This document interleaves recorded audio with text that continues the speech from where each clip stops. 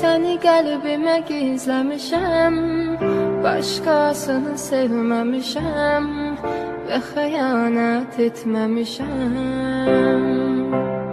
Amma sən ürəyimlə oynamısan, ağır olsa da duymalısan, mənim ən böyük yanlışımsan.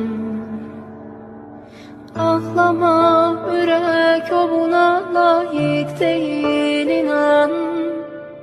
Tərk edən sonunda peşman olur hər zaman.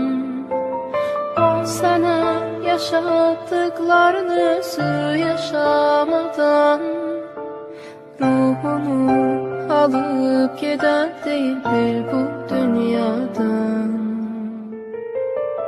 Mən səni qəlbimə